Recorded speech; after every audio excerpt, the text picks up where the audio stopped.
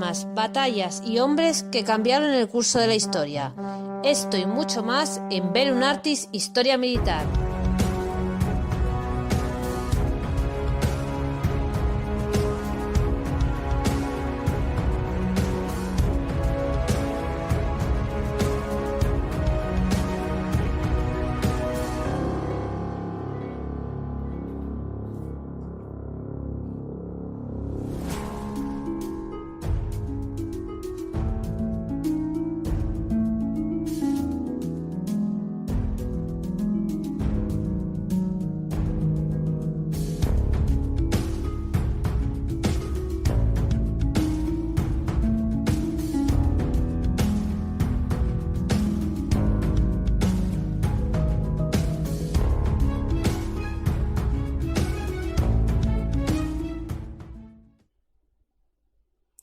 ¡Quieto todo el mundo!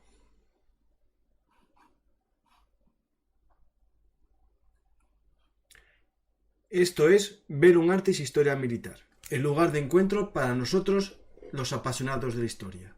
Hoy viajamos al 23F del año 1981 para conocer el intento de golpe de Estado protagonizado por el coronel Tejero y alguno más. Vamos a intentar explicaros los sucesos y la vinculación con la política y también con la economía española de la transición. Para ello contamos con la ayuda de nuestro amigo Borja Montaño, con el que ya viajamos no hace mucho a la época del franquismo para conocer la evolución económica del régimen de Franco. Y hoy vamos a ver ese día que pudo cambiar la historia, aunque también el fracaso cambió la historia de España desde mi punto de vista, solidificando, ¿no? o asentando los pilares de la democracia. Vamos a ver si es cierto esto o él comparte esta visión conmigo. Empezamos este viaje en la historia y, como siempre, os pido que si os gusta el programa, deis a me gusta, dejéis un comentario y os suscribáis al canal. Y si sois nuevos, ya sabéis, campanita para que os lleguen todas las notificaciones. Y los habituales, me podéis invitar a un café en PayPal, en Patreon o en Bizum, en el teléfono que aparece en pantalla. Yo ya con tantos cafés que estoy pidiendo me pongo nervioso solo de pensarlo, que me invite todo el mundo a un café. Como decía la Pantoja en esta época, no, la Pantoja no, la Lola Flores en esta época, un poco después, si te acuerdas tú, Borja, si cada españolito me diese 100 pesetas, lo solucionaba todo con Hacienda. Pues justo fue con la llegada del nuevo gobierno, tras el 23F, y la llegada de Boyer al poder, bueno, como ministro de Economía y Hacienda. Vamos a empezar este viaje con Borja Montaño. Bueno, pues ¿qué tal todos? Muchas gracias una vez por contar conmigo. Siempre estoy encantado de participar contigo, Francisco. Espero que los cafés los dosifiques, máximo 3 al día, porque si no la tensión... Tampoco llegan tantos.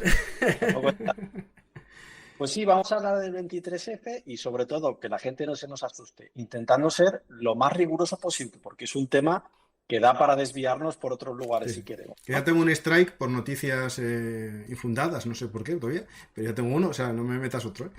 Vale. Empezamos con el 23F, un momento histórico de la España contemporánea, ¿no? Es el momento que todos los que tenemos cierta edad tenemos algún recuerdo, aunque sea de esos recuerdos a posteriori, ¿no? Yo tenía 6 años en este momento, no tengo ningún recuerdo, según mis padres. Mi padre sí que tiene recuerdo, porque mi padre era policía armada en aquel momento y se marchó una semana de casa al cuartel. Los metieron todos ahí por si acaso pasaba algo, y sí que el recuerdo de mi casa era eso, ¿no? A lo mejor de pequeñín sí que, según mi madre y mi familia, dije: mamá, que estaban quitando la televisión y están poniendo cosas raras en la tele, ¿no? Y salía ahí los guardias civiles y todo eso, pero bueno, eso son cosas de recuerdos de niño de 6 años en aquel momento. Y tú eres muy joven, por ejemplo, no tienes recuerdo. Y un poquillo más. Bueno, pues el 23F, todos tenemos claros, Paco, que es un episodio muy controvertido, uno de los más controvertidos de la historia de España, ¿no? Hay una cosa que creo que tenemos que tener clara, y es que sigue habiendo mucha información clasificada, y esto nos impide saber claramente qué pasó aquel día. De otro lado, nos lleva a una pregunta, y es: ¿por qué no la desclasifican? Bueno, como esto va a ser una narración amena que hacemos tú y yo, no vamos a hablar de fuentes, pero las existe, ¿no? Aunque algunas sí que mencionaremos, ¿no? Mencionar para la gente que nos escucha que lo que os voy a contar se apoya en documentos, se apoya en autores, se apoya en testimonios de las personas que estuvieron allí, etcétera, etcétera, ¿no? Estos documentos, sobre todo los que se conocen, son públicos. Ahora bien, hay otros que no se conocen, es decir, existe información que está clasificada y que seguramente, pues como bien sabéis, forma parte de este puzzle para llegar a saberlo todo, ¿no? Como bien ha dicho Paco, los sucesos sucedieron un 23 de febrero de 1981. Esto cae 12 años después de que Juan Carlos I fuera nombrado por Franco como futuro sucesor. No coronado, sino nombrado como sucesor, ¿no? Bueno, Juan Carlos, ¿cómo empezó su periodo? Quizás tendríamos que remontarnos a la Marcha Verde, que tuvo lugar en 1975. ¿Por qué lo menciono? Pues es el primer desafío al que tuvo que hacer frente Juan Carlos. Todavía estaba Franco vivo en aquel momento, aunque muy enfermo todavía, ¿verdad? Y pues, ¿qué fue esta Marcha Verde? Fue un intento de Marruecos de ocupar territorios españoles en el Sáhara Occidental. ¿Por qué estoy hablando de esto? Bueno, pues los que saben del 23F saben que este podría ser uno de los iniciales motivos en la lista de los muchos que hay de por qué se pudo haber motivado este golpe del 23F, ¿no? Es decir, el rey Juan Carlos entrega esos territorios de Marruecos sin prácticamente resistencia, tras negociar pues, con Marruecos y con Estados Unidos. Esto hay que recordarlo, te interrumpo, hay que recordar que justo en este momento estaba Franco, bueno, en la cama, ¿no? O algunos decían moribundo completamente, y claro, digamos, Juan Carlos a título de sucesor, a título de rey, ¿no? Que era como se decía, tenía un poco el mando, ¿no? De lo que estaba pasando. Tengo un programa sobre el Sáhara español, justo esta independencia, y varios sobre el Sáhara y Marruecos, pero tengo miedo de mencionar esta palabra porque creo que es la causa del strike en Marruecos, o sea que no voy a hablar mucho del Marruecos actual. Nos vamos al Sáhara y a Hassan II, que es interesante que, Borja, te interrumpo porque si en España generó un problema en la Marcha Verde, hay que recordar que la Marcha Verde fue la consecuencia de los problemas internos de Hassan II. A Hassan II le habían intentado matar 2 veces. Una vez yendo en avión, se le acercaron unos aviones de combate del propio ejército marroquí. Fueron, bueno, derribados, me parece, uno de ellos. Y después, en su palacio real de verano, también le asaltaron soldados que se fueron juzgados por intento de asesinato y golpe de estado contra Hassan II. Al poco vino la Marcha Verde. Y eso llevó en España lo que tú comentas, es decir, que gran parte de los militares también se sintiesen defraudados por haber abandonado una provincia, o mejor dicho, haber abandonado antes de tiempo porque había un mandato de descolonización, pero no de abandono como fue, ¿no?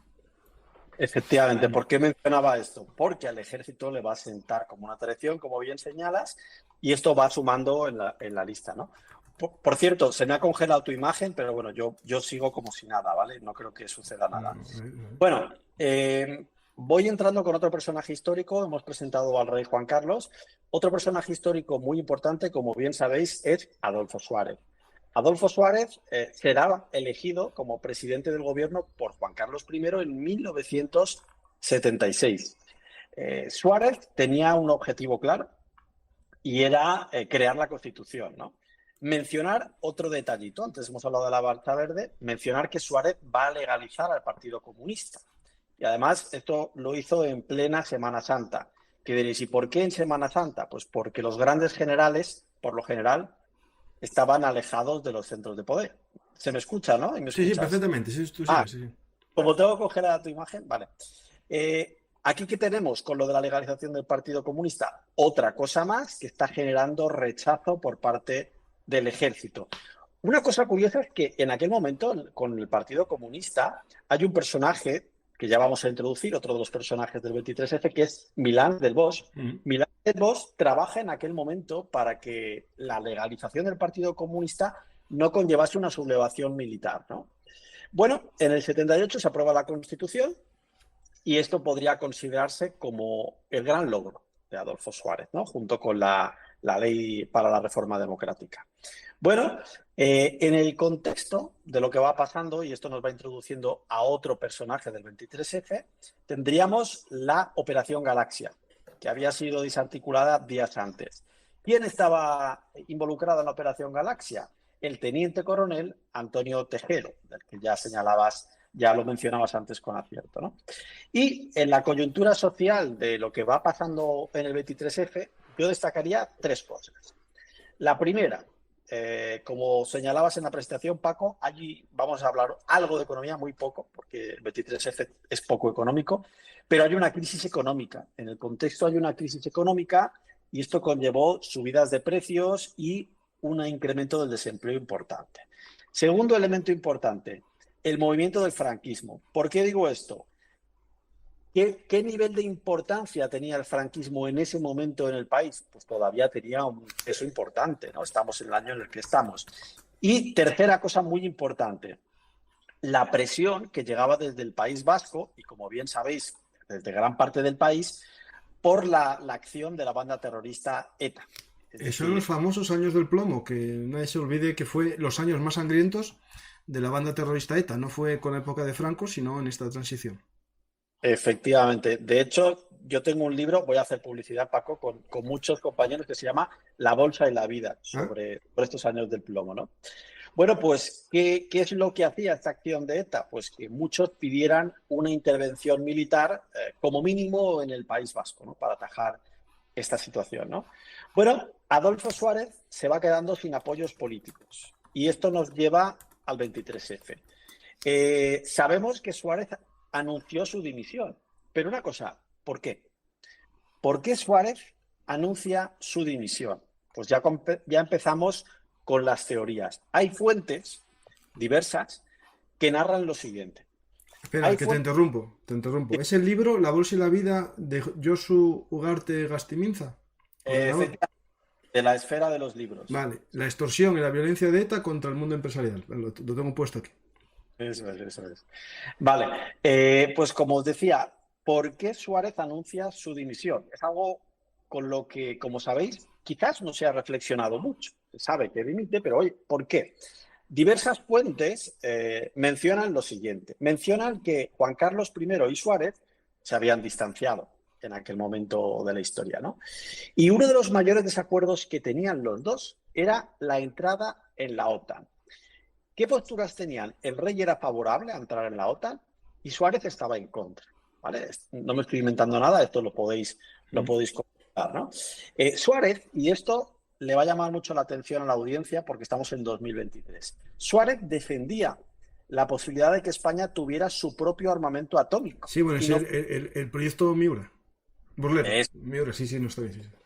Sí.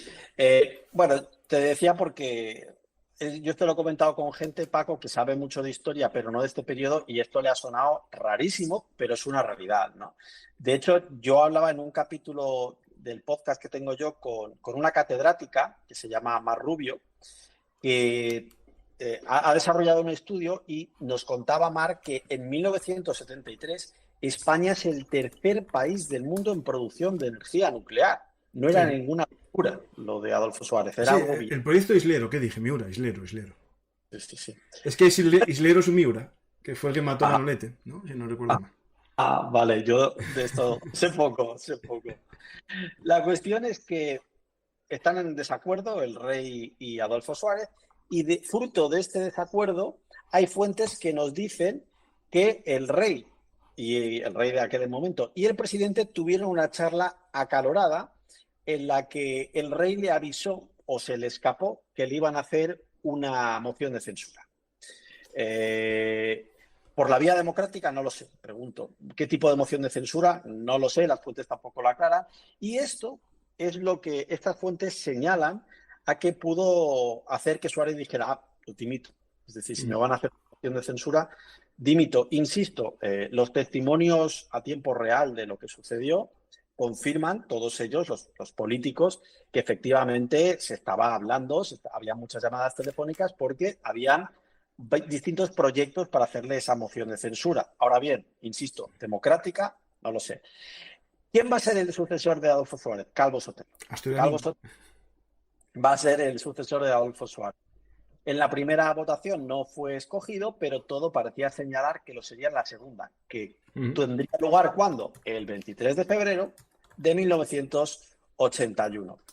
Por cierto, los registros nos indican que los días previos al golpe, las llamadas y reuniones entre el rey y los grandes generales del ejército, como Milans del Bosch o Armada, fueron constantes. ¿Esto por qué lo menciono? Bueno, interprétese como se quiera.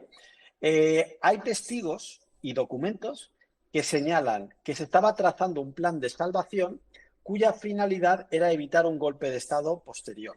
Ahora hablaremos de este plan de salvación, en qué consiste y demás. ¿Este plan en qué consistía? Consistía en hacer un gobierno con tecnócratas y representantes de todos los partidos políticos.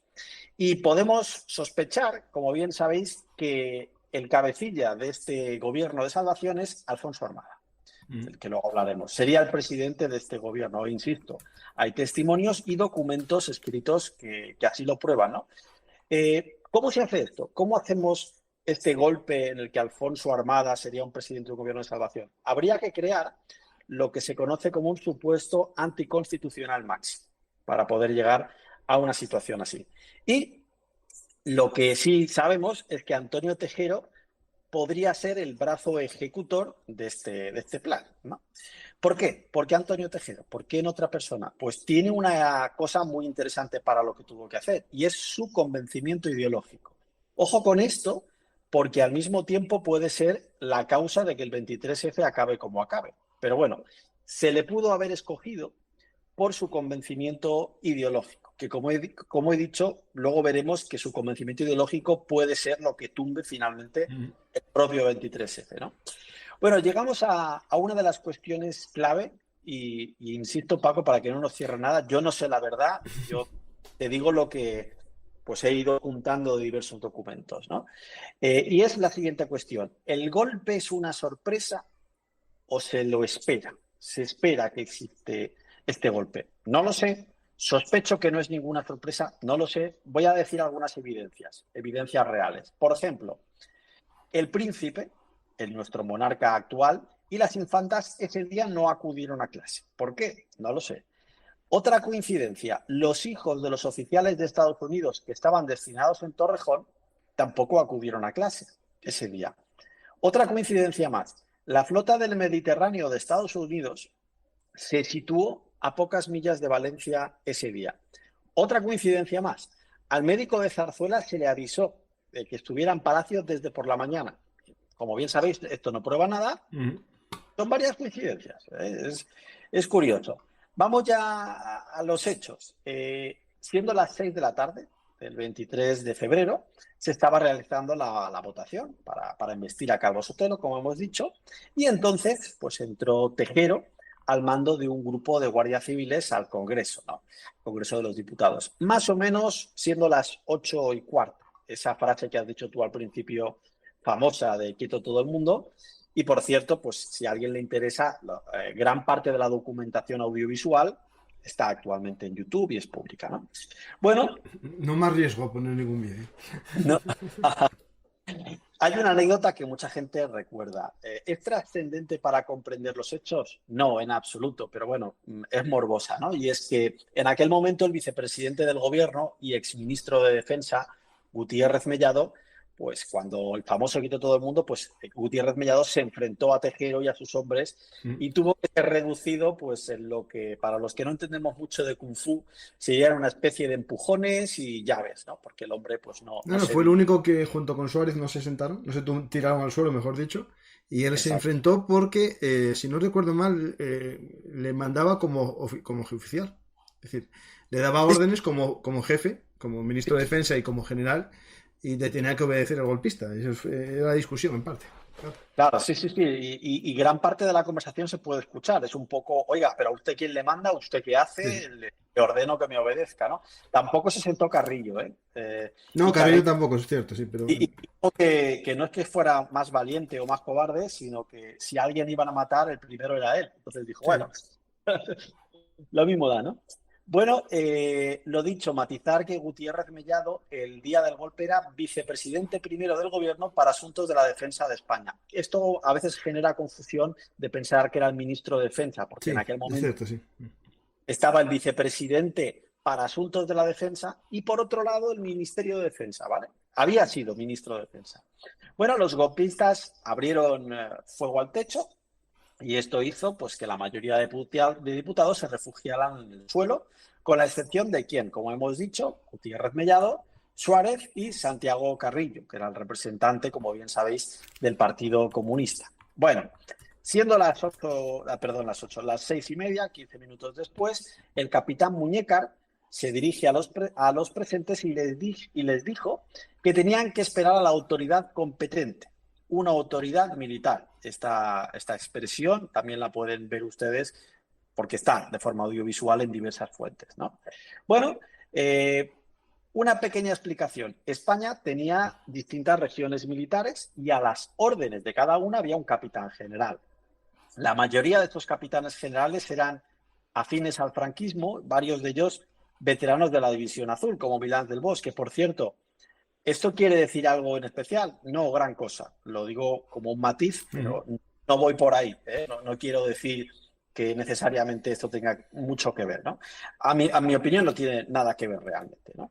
Pero sí que quiero dejar clara una cosa. Existe un relato de desinformación sobre el 23F, como tantas cosas en la historia. Es decir, el 23F tiene una versión blanca, que es la versión que creo que a mí me explicaron en el instituto, y es la versión que uno puede consultar en muchos sitios, ¿no? Y es que unos señores súper franquistas dieron un golpe de Estado para volver al franquismo. Punto. Y no preguntes más. Es decir, esta es la versión blanca, ¿no? Y con los datos que estamos viendo hoy, cuanto menos queda un poco en entredicho, ¿no? Me parece que está muy simplificado. No, esto incluso, más que a lo mejor, a mí esto me recuerda mucho todo a la Francia de Argelia, cuando la guerra de Argelia, de Gaulle, la toma del poder más autoritario, tiene esos visos, ¿no? Incluso cuando estabas hablando de Suárez, el proyecto, bueno, no el islero, sino el islero continuación, ¿no?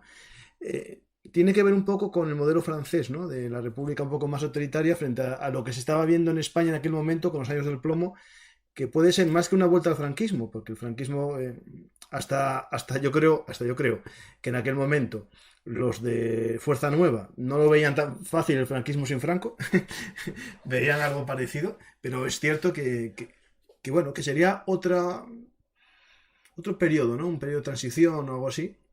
No sé hasta qué punto, pero volver a un franquismo es difícil porque no te iban a permitir a lo mejor los demás países tampoco. No sé si ha sido casualidad o conoces los detalles de lo que estás diciendo, pero es tan así que al plan de Armada diversos documentos lo mencionan como el plan de Gaulle. Sí, algo sí, hombre. Porque es prácticamente la misma idea, ¿no? Bueno, vamos ya con personas. Empezamos. En Valencia, el capitán general de la tercera región militar se sublevó, o lo pregunto, ¿se sublevó? Quiero decir, la versión oficial es que se sublevó, pero para eso no tendría que tener una orden. Yo no digo que la tenga ni que no la tenga, simplemente no lo sé. La idea es que la versión oficial es que se sublevó. Hablamos de Jaime Milán del Bosch, ¿no? ¿Y qué hizo? Pues desplegó la unidad motorizada Maestrazgo. Según sus palabras, por eso digo si se sublevó o no, según sus palabras, en aquel momento, a tiempo real, siguiendo órdenes del rey. ¿Vale? A posteriori ha dicho muchas cosas que blanco y que negro, tanto él como Armada en las declaraciones a posteriori no dicen nada. Es decir, incluso se ríen, dicen, uy, yo no sé lo que pasó, ¿no? Bueno, pues eso, Milás del Bosch despliega la unidad motorizada Maestrazgo en Valencia. ¿De qué estamos hablando? Pues eran 2.000 hombres y 50 carros de combate. Nombre de la operación, Operación Turia. Se cuenta que otros generales tenían dudas sobre si unirse a este golpe o no. Siendo las 7 de la tarde, las emisoras de radio en Valencia, de la Comunidad Valenciana, difundieron un comunicado de Milás del Bosch, que también pueden ustedes escuchar pues, en YouTube y demás, en el que se declaró el estado de excepción en su región militar. Bien, más nombres propios. Juste, el general Juste, estaba fuera de Madrid, de modo que la división acorazada Brunete caía en manos de Torres Rojas. ¿Y Torres Rojas qué hizo? Hizo algo trascendental, que fue mandó ocupar lugares estratégicos de la capital, como por ejemplo la sede de Radio Nacional Española y de Televisión Española. Claro, que eso, visto así, te interrumpo porque es interesante, tanto un golpista lo haría como alguien que quiere impedir un golpe, porque es lo más importante, el control de esos medios, ¿no? Pues interesante como lo planteas. No me lo había planteado así, pero sí que es verdad. Tiene pinta de golpista más que nada por lo que pasó cuando llegó digamos, la persona que estaba al cargo realmente de la división acorazada Brunete, que ahora lo veremos después, ¿no? ¿Qué pasó? Juste volvió antes a Madrid y retiró las tropas. Siendo las 7:40, sucedió algo, y es que Tejero sacó del brazo a Suárez del hemiciclo. Más tarde se llevarían a Gutiérrez Mellado, a Felipe González, a Alfonso Guerra y a Santiago Carrillo. Y también a Agustín Rodríguez Sahagún, que era el ministro de Defensa en aquel momento. Por cierto, a tiempo real, ¿qué pensaba la gente que estaba ahí? Que los iban a matar. Muchos pensaron que los iban a matar, ¿no? A las 9 de la noche se anunció la formación de un gobierno provisional formado por subsecretarios de todos los ministerios y presidido por Francisco Laína, para evitar un vacío de poder, digamos, ¿no? Y yo lanzo la siguiente pregunta. ¿Dónde está el rey? ¿Qué está pasando? ¿Por qué no se sabe nada del rey, no? Bueno, el rey, desde Zarzuela, se sabe que está conectando telefónicamente con las regiones militares, hablando con ellos. Conversaciones que, esto me resulta muy interesante, fueron grabadas, pero están actualmente como material clasificado. Históricamente sería súper interesante poder escucharlas, no sin ninguna intención ni ningún morbo particular, simplemente para conocer la realidad. No, como historia, claro. Claro. Bueno, yo te recuerdo que hay documentos casi de la Segunda Guerra Mundial sin desclasificar. Digo, por los periodos de... Sí, claro. Como dije al principio, Paco, hay documentos que apuntan a que Estados Unidos sabía lo que iba a suceder, ¿no? Por cierto, mencionar, por si alguien no lo ha pensado, que en los intereses de Estados Unidos estaba que España decidiera entrar en la OTAN, Claro. lo cual Suárez estorba, sea como sea, de una forma o de otra, ¿no? Bueno, oye, ¿por qué el rey eligió a Suárez? Se cuenta que en su momento lo hizo por su juventud, por su forma de hablar a las cámaras y, aquí viene lo más regulinchi, porque pensaban que era obediente. Hay diversas personas que les conocen, que señalan que uno de los motivos del rey y de Torcuato Fernández Miranda, que también estuvo en esta elección de Suárez, era que pensaban que era dócil o obediente. Algunos periodistas dicen que... Pero antes de que sigas con eso, que es interesante, hay que recordar que Suárez, para la gente más joven, no era un mindungui, no era un simple licenciado en Derecho que andaba por ahí, era el jefe del movimiento. Era Claro. el mayor cargo dentro del movimiento franquista. Es decir, detrás de Franco había como una ideología política, que es el movimiento, y él era el jefe. O sea, digo que no era un mindungui que cogieron por ahí, y no, era una persona que tenía sus vínculos con el pasado, pero un cierto espíritu reformador dentro de esa transición que hubo hasta las leyes para la reforma política a partir del 70. Y hay que recordarlo esto, que el franquismo se fue autodestruyendo también. Sí. Esta frase es meramente decorativa, pero me ha hecho gracia, ¿no? Y es que hay periodistas que señalan que uno de los mayores méritos de Suárez fue que creyó completamente en la soberanía del pueblo. Y claro, él era el presidente de los españoles que habían escogido, ¿no? Espera. Que no se te oye. ¿No se me oye? Ahora sí. Ah, vale. ¿Dónde me quedé? Que creía en la soberanía del pueblo. Pues eso, es decir, él se creyó esta soberanía del pueblo y era el presidente, ¿no? Bueno, dicho este matiz, mientras se daban estos hechos, el general Armada tenía presuntamente un plan. Presuntamente quería acudir a Zarzuela para que el rey le autorizase a ir al Congreso de los Diputados y se posicionase o se postulase como el presidente de un gobierno de coalición. Cuando digo presuntamente, me refiero a que es la versión a la que mucha gente señala, ¿no? De hecho, hay pruebas. Pruebas como que la lista del gobierno de Armada se conoce. Se conoce porque la captaron las cámaras, aparte los testigos directos no tuvieron ningún problema en comentarlo, ¿no? Gente como Felipe, como Adolfo, no sé si ha dicho algo, Alfonso Guerra, etcétera, ¿no? Bueno, el vicepresidente del gobierno, como seguro que ya sabéis, iba a ser el mismísimo Felipe González. Y habían ministros de la mayoría de los partidos políticos, incluidos, y esto es muy importante porque a Tejero no le va a gustar, incluidos los comunistas. Esta lista se sabe, entre otras cosas, porque las cámaras del Congreso la captaron. Es decir, sabemos esta lista de Armada, ¿no?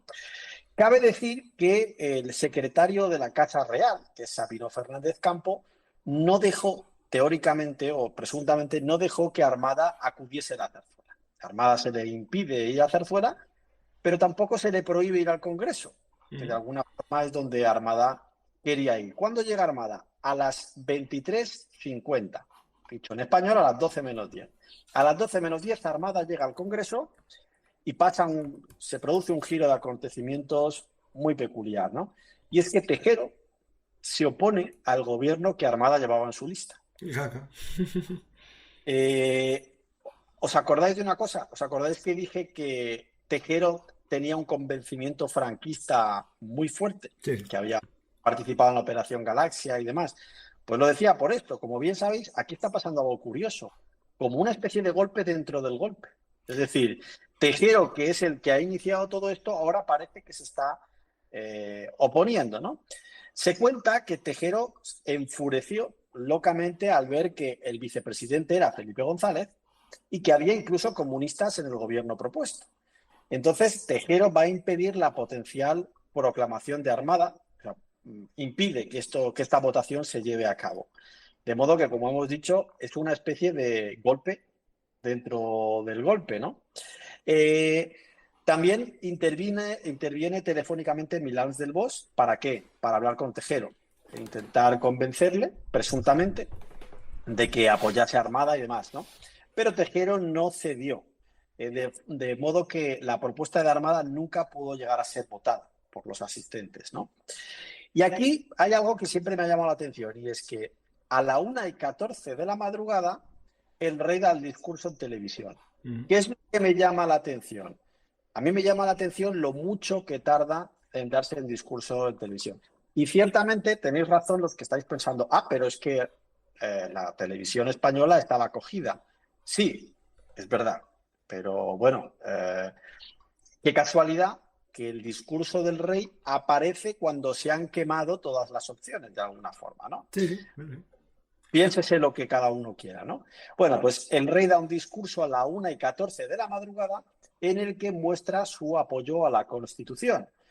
Un discurso que para muchos pues reafirma el papel de la monarquía española y el papel de Juan Carlos, ¿no? Yo porque insisto en lo mucho que se tardó, bueno, pues han pasado muchas horas y gran parte de la población española estaba totalmente confundida. Quizás habría sido interesante, como fuere, difundir a máxima urgencia que el rey no estaba apoyando eso. ¿Sabes qué pasa? Que cuando digo esto muchas veces la gente dice, ya, pero es que estaba ocupado hablando con las capitanías generales. Sí, pero quizás habría sido interesante difundir rápidamente que el rey no apoyaba al golpe. Claro, es que es complicado. Bueno, también tenía que asentar la posición, ¿no? Es decir, ver cómo era de potente el golpe también. Pongamos, en el modo no conspiranoide, hay que ver si esto va a crecer, si podemos controlar daños, si podemos...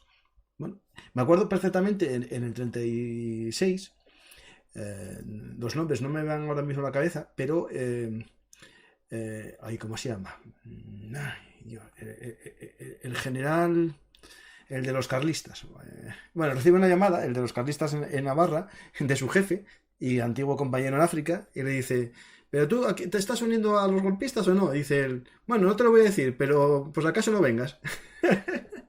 Es decir, ya se hizo también en el 36. Fueron llamando por teléfono a todos para ver cómo iban uniéndose o no uniéndose, ¿no? Es decir, por un lado sería cierto eso. Y por otro, si nos vamos a la disputa, ¿no?, entre los que estaban a favor de la OTAN o una visión más independiente, tipo Francia, que en este momento Francia, si no recuerdo mal, se había salido de la OTAN en la parte política. Yo creo que en esta época, por ahí, un poco antes, un poco después, era una especie de separación, ¿no? Una especie de soberanía, ¿no?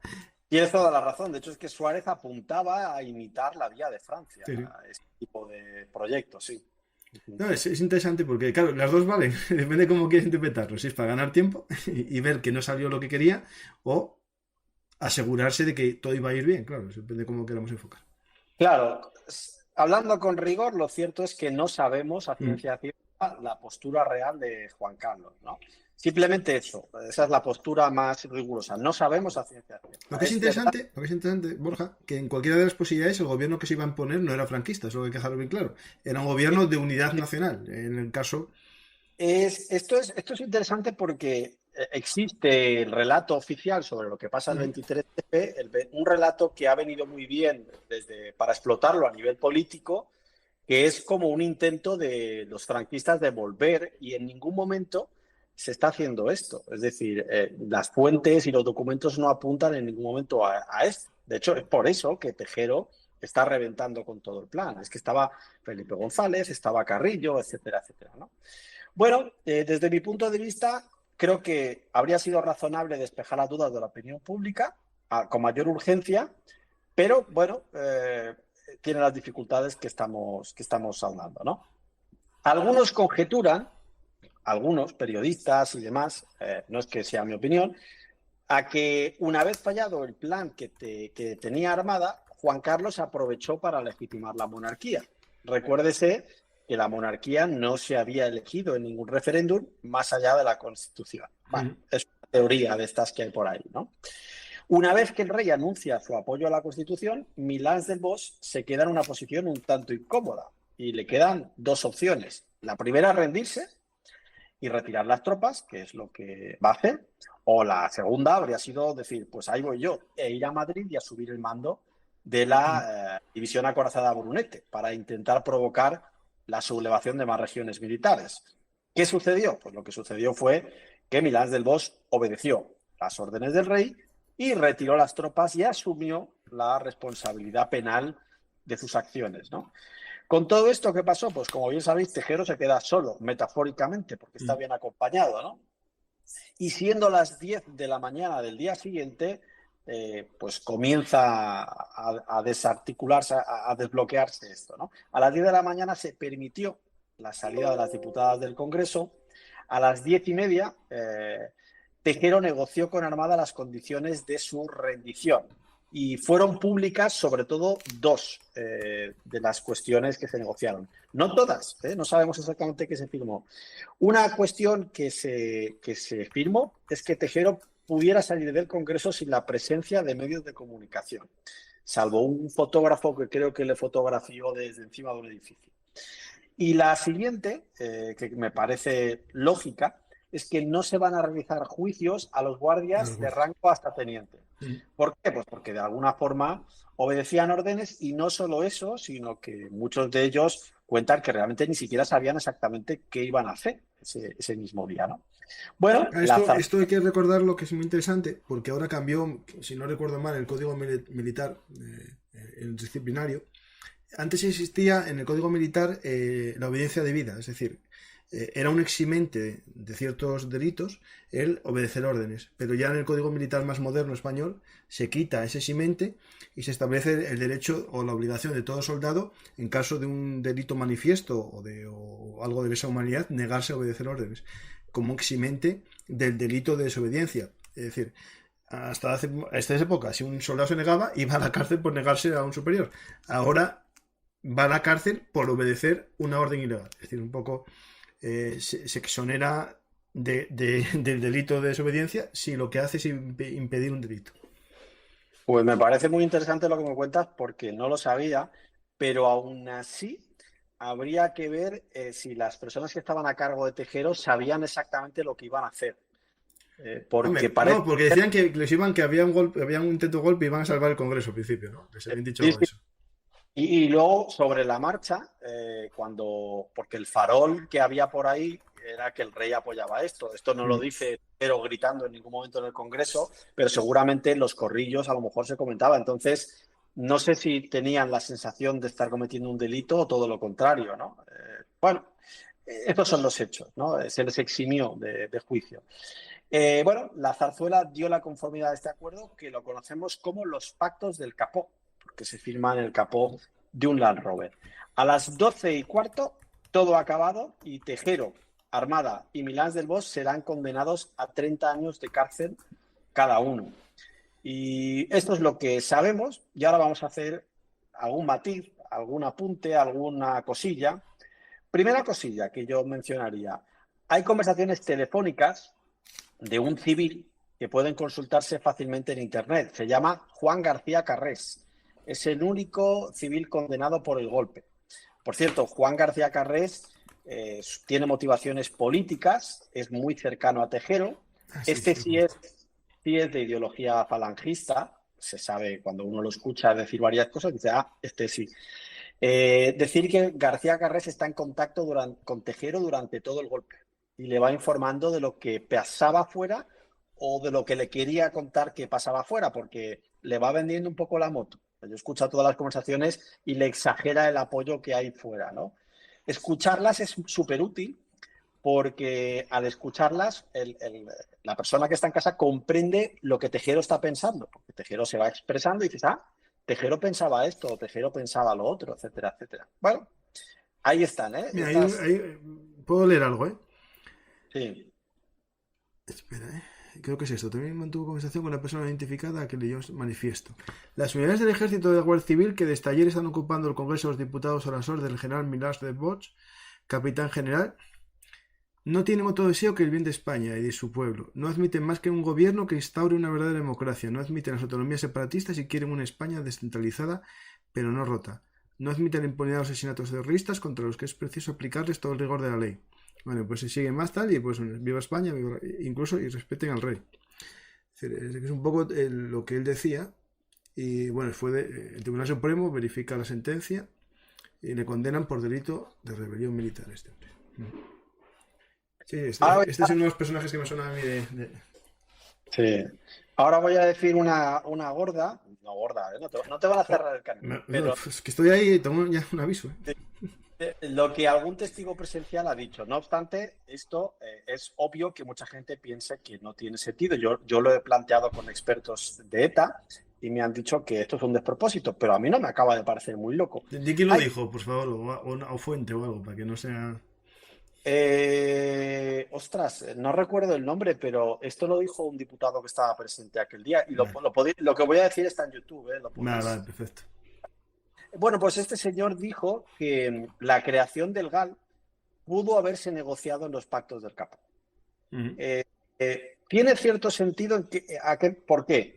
Porque una de las sensibilidades heridas con lo que estaba pasando en aquel momento en España, pues será el ejército, la Guardia Civil, las fuerzas de la seguridad, etcétera, etcétera. Y el GAL viene a salvaguardar la seguridad personal de estas personas. Yo no digo que esto sucediera, es decir, yo no sé si esto fue así o no, simplemente que hay gente que especula con esto. Tampoco lo saben, ¿eh? O sea, los testigos no lo vieron en ningún momento esto, pero especulan con esa posibilidad. Bueno, sí, a lo mejor una lucha más fuerte contra ETA, a lo mejor sí. Sí. Esto hay que recordar que esos años del plomo eran cada semana muertos, varios, no solo uno, sino que coches bombas con muchos muertos. Claro. Y a ver, los militares estaban muy cansados. Claro, nosotros que vivimos el final del terrorismo, yo menos porque me crié en el ambiente, ¿no? Y yo lo sabía, pero a la mayor parte de la población tampoco le importaba mucho cuando morían policías y guardias civiles. Es decir, seamos sinceros, esto empezó a preocupar a la gente cuando empezaron a morir políticos. Ajá. Lo digo porque si alguien me quiere cerrar el canal que me lo cierre, pero lo digo porque es lo que yo siento desde pequeño, ¿eh? Cuando íbamos a los entierros de los que venían del País Vasco, iban solo la policía y nadie más, o sea. Y los que morían allí no tienen ni misa allí tampoco, o sea. Claro. Lo sabemos todos.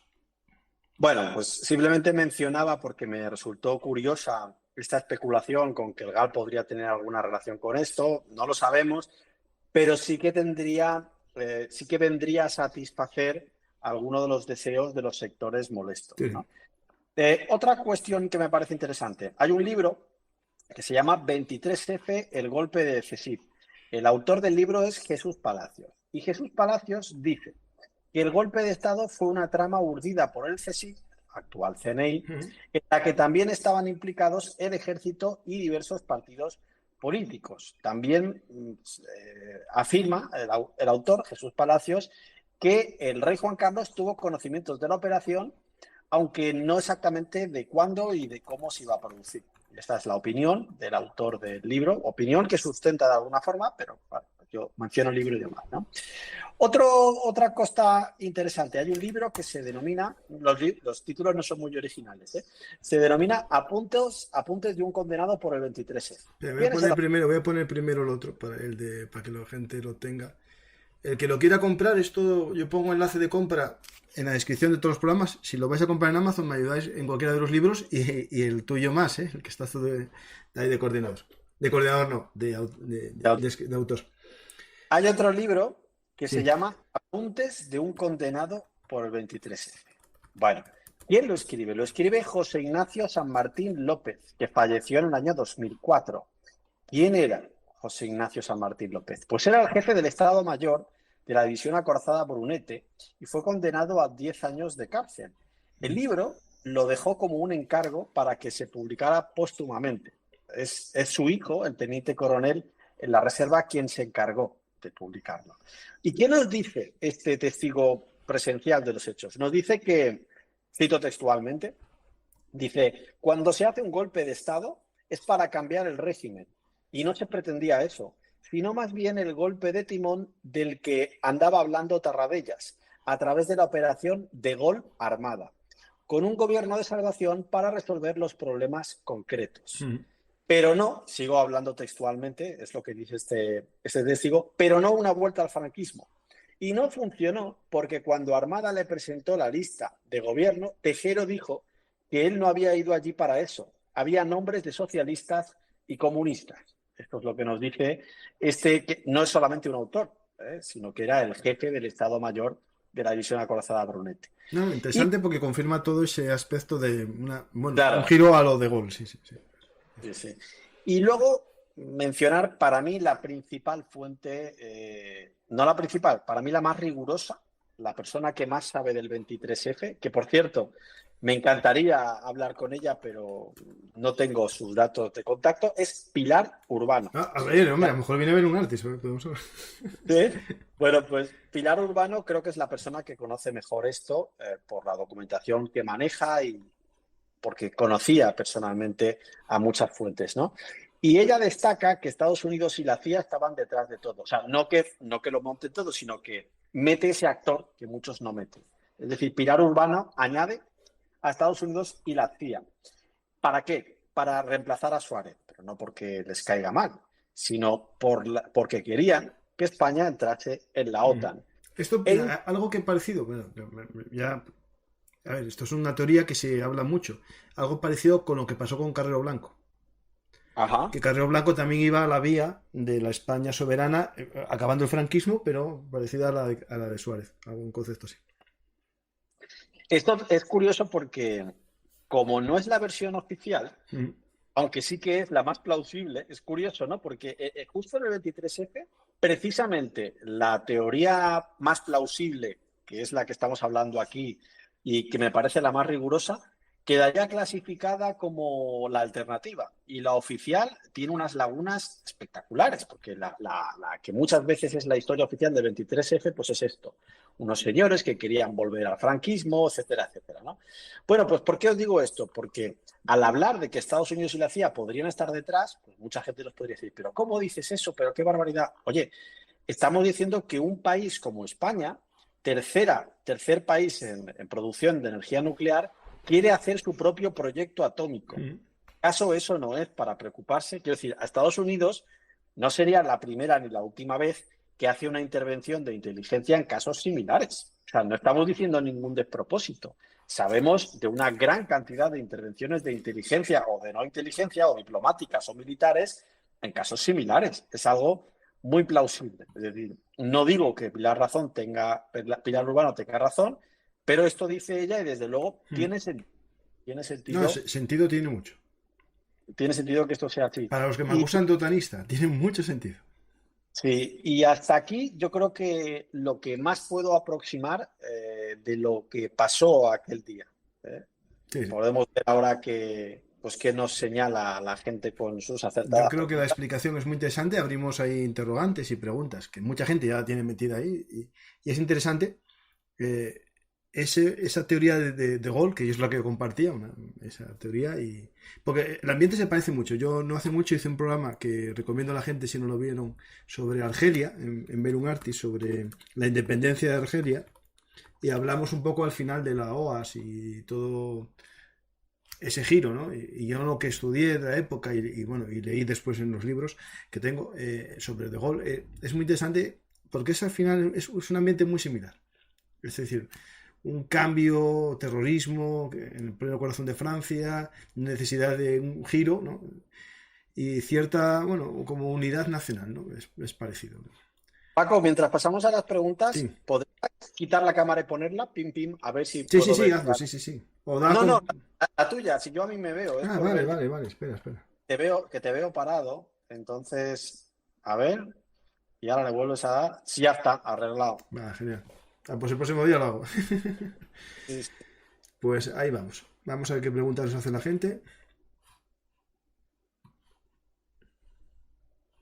Una pregunta que no hace nadie. Pero Paco, ¿tú eres sotonista proamericano, yankee o no? Dije yo, no, yo soy Francisco García Campa y tengo mis pensamientos. Lo que soy español de toda la vida, desde que nací.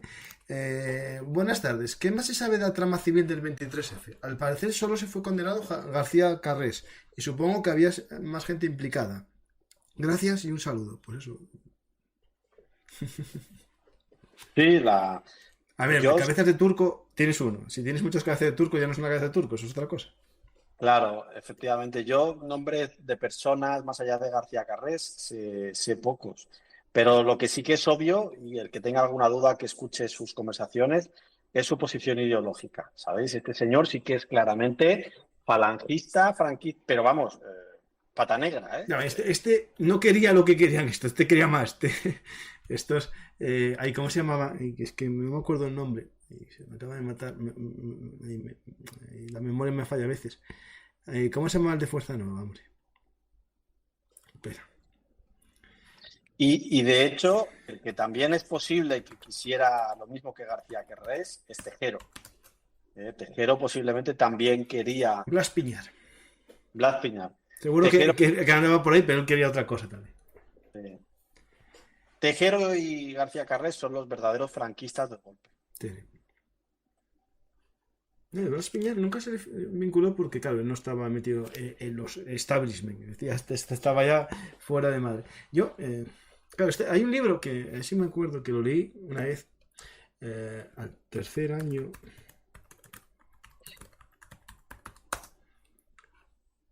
Al tercer año. Es una novela que en plan broma, pero es seria. Es Al tercer año resucitó, de Vizcaíno Casas. No sé si lo leíste. Esta es un poco una visión, en parte medio satírica, medio irónica, de cómo veían los franquistas la transición, ¿no? Y Ajá. es que Franco resucitaba a los 3 años y salía del Valle de los Caídos y veía a España lo que estaba sucediendo, ¿no? Y bueno, hay una película también, pero es una comedia, pero en el fondo analiza cómo era la visión de las personas que no vieron en esta transición lo mejor que había pasado, ¿no? Lo ponían Claro. en ojos de un Franco resucitado, ¿no? Es simpática la novela. Después, claro, depende cómo lo enfoques, ¿no? Pero si lo enfocas en plan lo que era, un poco ironía y tal. Dice aquí uno, dice en la portada, no se os puede dejar solos. Ahora ya, pues tenéis que verlo, ¿eh? Hay película. ¿Se podría afirmar que el 23F pudo ser un montaje realizado por el rey Juan Carlos y los principales partidos políticos para salvar el sistema 78 de los peligros de una involución del sistema? Yo no quiero que se afirme eso aquí, porque no. Pero dijimos muchas cosas, ¿no? Dijiste, bueno, Estoy de acuerdo contigo en que no hemos afirmado esto aquí, eso. pero le doy la razón a tu oyente. Por cierto, se llama el oyente, le llamamos por su nombre. Alberto, sí, está puesto, está escrito. Su teoría se comenta por diversos lugares, es una de las teorías con las que se especula. Es verdad que no sabemos la realidad, pero, jolín, qué rocambolesco todo. Hay gente que acaba en la cárcel, ¿eh? Quiero decir, no sé si yo me daría, si yo soy armada, no sé si me prestaría a un montaje que acaba conmigo en la cárcel, en fin. Puede ser que que te lleven con hilos, ¿no? Y que tú creas que estás haciendo algo, pero a ver, hay gente que es muy maquiavélica en esto, es decir. Bien, ¿no? Claro, claro, claro.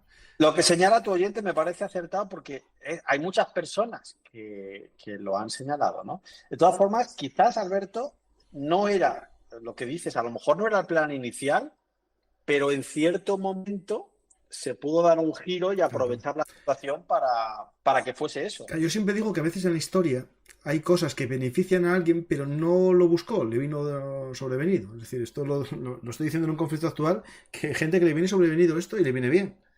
Claro, No significa que lo haya buscado, pero claro. le viene y lo encuentra. Claro, es decir, ¿benefició el 23F a la monarquía? Yo creo que sí. Sí. Creo que estamos todos de No, y a la acuerdo. transición, y a la instalación de la democracia, porque fue como un aviso, ¿no? De cuidadín, que si esto no triunfa, triunfa lo otro, ¿no? Claro. Claro, claro.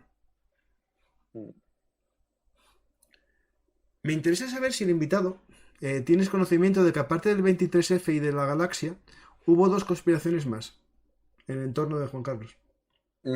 Sí, seguro que hubo más de dos, pero desconozco a cuáles se refiere. Aquí dicen que en el asalto del Banco Central el trasfondo era recuperar papeles relacionados con el 23F. Eso sí que me suena a mí. Almacenados en una caja fuerte o de seguridad del banco. ¿Qué puede decir o sabe de eso? No lo sé, pero me resulta tan interesante lo que me acaba de decir tu oyente que lo voy a buscar. Es que de hecho yo algo me sonaba y cuando busqué fotos del 23F para poner alguna, me salía el asalto del banco. Pues me Y resulta de este asalto hablo, es el de Barcelona, ¿no? Sí. De este asalto hablo en un programa con uno de los geos que intervino ahí. claro. En Memorias de un geo, creo que sí, él estuvo allí o su unidad. Sí, sí, sí, sí, sí. Tengo un programa que es Memorias de un geo, que es de la segunda promoción de geos.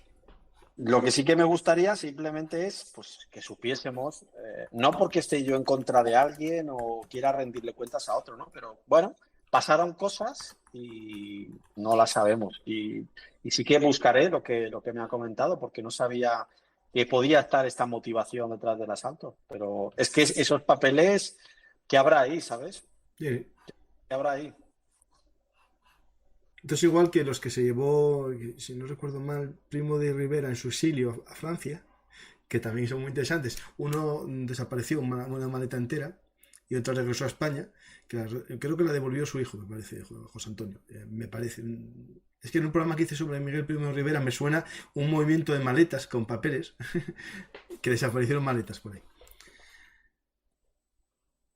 Aquí tenemos el programa de los geos. Claro que los geos surgen en este momento de los años del plomo. Mejor un golpecito que una guerra civil. Bueno, la prisión de lujo en la que estuvo alojado Tejero tiene algo que ver con la rendición de Tejero. Bueno, se negociaría en parte, ¿no? Porque era una cárcel militar, ¿no? Si no recuerdo mal. Bueno, me parece un comentario muy acertado, ¿no? Quizás en esas teorías conspiranoicas en las que si nos creemos, voy a poner en una posición y es, imaginemos que de verdad había una autoridad competente que les había dado las órdenes, ¿no? Entonces, en ese sentido, tiene lógica que Tejero, Armada y Milans acaben con cierto mimo, ¿no? Pero claro, tampoco sé si fue lo que sucedió o no. Pero bueno, fueron presos relativamente mimados. Bueno, pero la celda que estoy viendo fue en el castillo, ¿no? Ahí en el Ferrol, ¿no?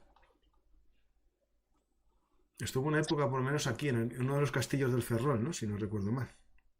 De hecho, me acabo de acordar de un par de datos que son curiosos, que no he mencionado. Creo que en la propia esquela de Armada, cuando falleció, creo que aparecía algo así como una mención a que era un convencido monárquico. Interprétese como se quiera. Es decir, ¿por qué un convencido monárquico haría algo en contra del rey? No digo, pero es curioso esto, ¿no? ¿Por qué alguien que está teóricamente siendo un convencido monárquico haría algo en contra del rey? Pues es algo... Ahí va la esquela. ¿La tienes? La tengo, la tengo. Yo lo he escuchado, pero nunca la he visto. Está. Y es esquela oficial del ABC. ¿Y lo pone eso tal cual? Sí, pone Marqués de Santa Cruz de Ribadulla, católico, español y monárquico. Yo solamente lo decía porque supongamos que este señor hizo algo en contra del rey, como la versión oficial dice, ¿no? qué curioso que ya muerto, que no tiene que rendir cuentas frente al rey, se autodeclare monárquico, partiendo de la idea que se supone que le ha Sí, desobedecido. bueno, carlista no iba a ser. Ya. Carlista de los carlistas, ¿sí me entiendes? Sí. Sí. Y otra cosa que quería mencionar es que hay entrevistas posteriores, tanto a Milans del Bosch como a Armada, y a mí me encanta verlas porque desde el principio de la entrevista, o sea, el entrevistador entra como el toro a la plaza y ellos es como, tú pregunta lo que quieras, que yo estoy aquí sonriendo y no te voy a decir nada. Y varias veces le sueltan riéndose Milans del Bosch o Armada, está por separado, ¿eh? Las entrevistas son por separado. Sí. Cuando te preguntan qué pasó, te dicen, ¡buah! A saber, eso no lo sabe nadie. Si no lo sé ni yo, si no lo sabe, eso no. Como, no sé, como todo muy preparado. Sí. Hay una pregunta interesante aquí. Entonces, ¿los partidos y la población iban a aceptar un gobierno de unidad nacional impuesto por los militares así como así, sin más? Claro, eso no sé. Hay que ver, los momentos eran muy duros, ¿eh? Es decir, estos años de plomo, o sea, no sé. Bueno, no sé. Nunca se sabe. Sí. ¿Cómo se llama ese señor? Juan Pablo Donoso. Juan Pablo, pues es interesante que uno busque lo que dicen las personas que estuvieron ahí. Por ejemplo, el propio Felipe González, que no ha dicho mucho, pero Guerra sí, Carrillo, etcétera, etcétera. Porque sí, o sea, eso estaba en marcha, ¿eh? Y ellos estaban un poco por la labor, sí. El hecho de que se haya prorrogado la desclasificación de los documentos relativos al 23F votado el PP y el PSOE a favor de ello hace unos 10 años, no implica que de saber se dañaría al rey y al régimen, ¿no? ¿Eso se ha aprobado? No lo sabía. No sabía. No.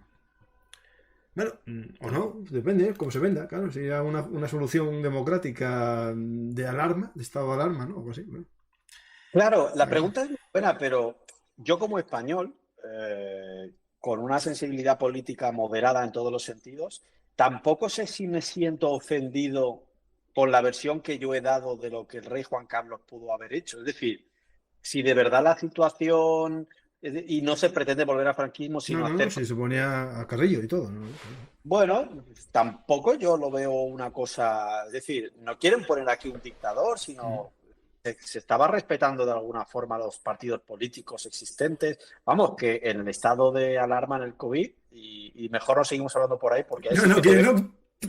Que me pon dos. O sea, no. Pues ya Y sabes yo lo que fui pasa. un ciudadano obediente porque creía que era bueno, o sea, pero no, o sea, eso no. pero el Tribunal Supremo dijo cosas. Que ya me pone otro. El follonero hizo algunos años un falso documental del 23F para ver la reacción del público ante unos supuestos nuevos datos y fue muy polémico. ¿Está España preparada para saber la verdad? España ya se olvidó. Eso no lo sabía, pero ¿qué quiere decir? Que era un documental falso. Falso, como para ir preguntando a la gente que... A lo mejor, ¿qué te parece esto que se acaba de demostrar? No sé qué. Por la calle iría preguntando. Sí, es lo que hacía el follonero, claro. Sí.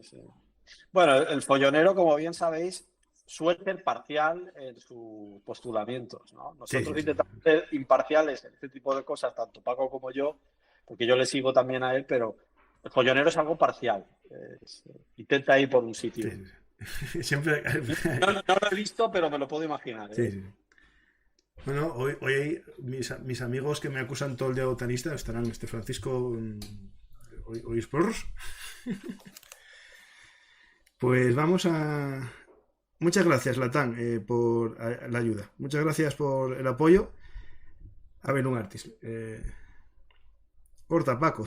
Sí, voy a cortar. Sí, estoy cortando ya. Yo, como les estoy diciendo muchos días a los amigos de tal, fue bonito mientras duró, pues ya está. Sí. Si el precio de contar la historia de verdad y de defender la realidad que sucede a día de hoy es que te censuren y te corten. Bueno, yo tengo mi trabajo, no creo que me lo quiten por decir la verdad. Si me quitan esto, pues ya está, se acabó. Pero mientras tanto, quedaría ahí gente que aprendió durante los programas de Ver un Artist. Gracias a ti, Borja, y a más gente que viniste a contar historias. El programa que hicimos sobre economía del franquismo, yo creo que es un manual de estudio económico muy interesante, que gustó mucho. Algunos, bueno, saltados de ese lado les pareció no muy correcto, pero a la mayor parte de la gente la visión histórica de la evolución económica, dando los pros y los contras en cada momento, fue muy bueno, porque es el objetivo. Al final la historia hay que contarla y hay que meterse en los berenjenales, ¿no? Como este, que es un berenjenal de verdad. Y es interesante. De hecho, y recibí alguna crítica dura, ya sabes cómo es Internet, sí. ¿no? Lo compartí también en modo de audio, pero las críticas duras me alegra saber que eran de gente que amaba mucho el franquismo y de gente que odiaba mucho el franquismo. Entonces, claro, sí. No puedo evitar, ¿no? No, eso es inevitable, o sea. Como decía el Quijote, tranquilo, que ladran. No, ladran, tranquilo, que avanzamos. Algo así era.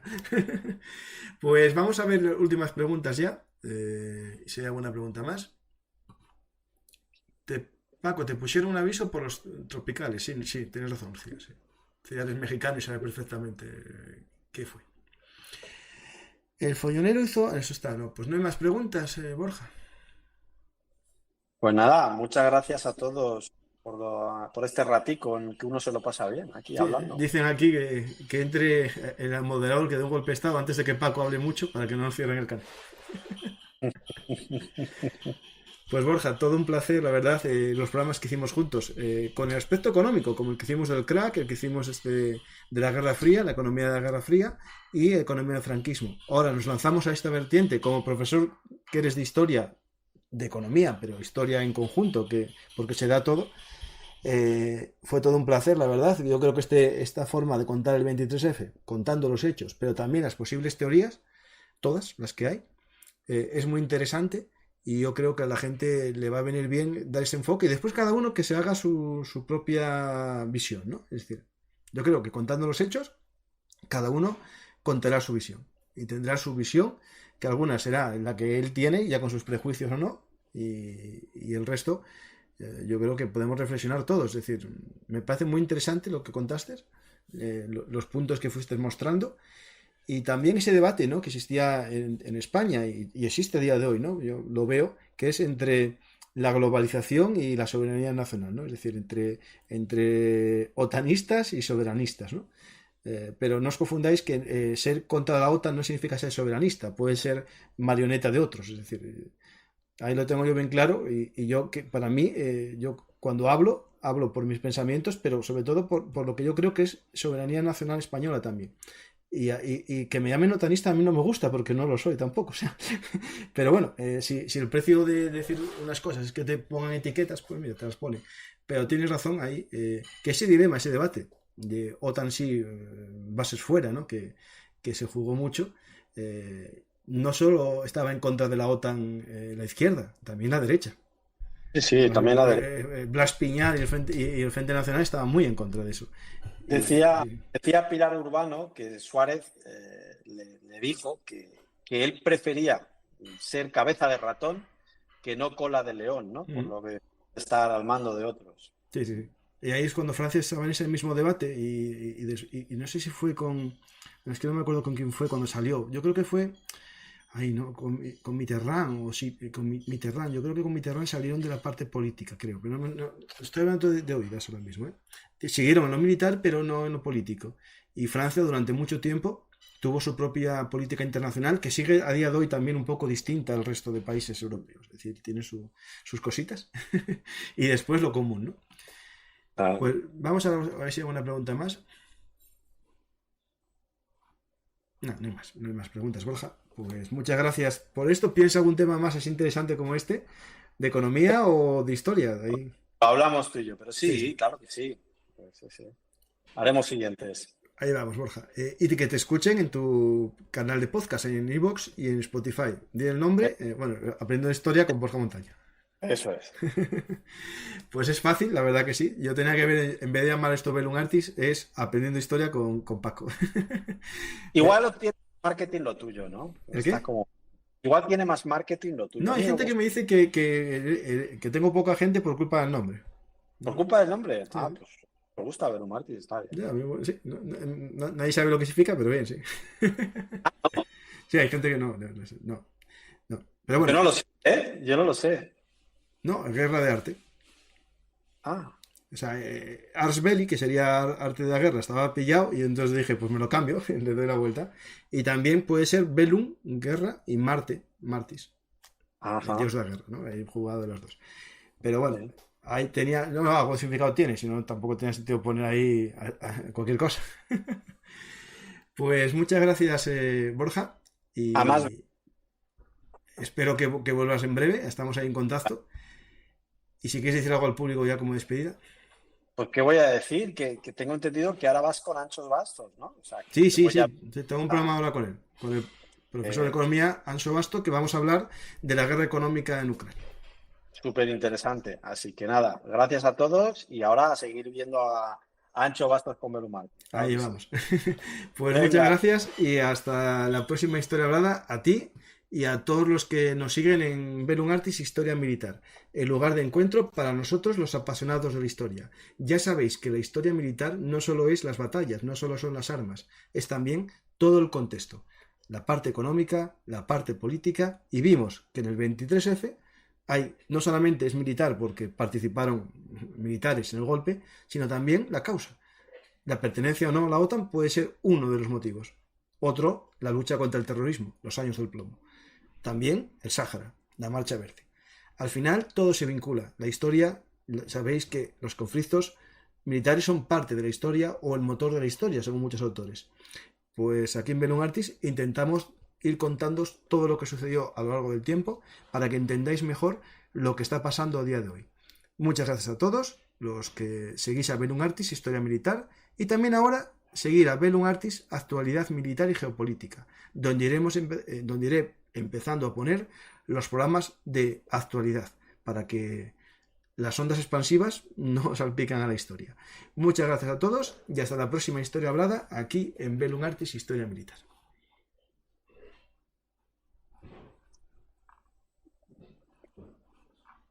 bueno, señor. Hola amigos de la Historia Militar. Si os ha gustado este contenido, por favor apoyadnos en iVoox, YouTube o Patreon. Recordad que Velum Artis es vuestro canal de Historia Militar y trabajamos para daros los mejores contenidos. Muchas gracias a todos y hasta la próxima historia hablada. Y no os olvidéis de dar a me gusta y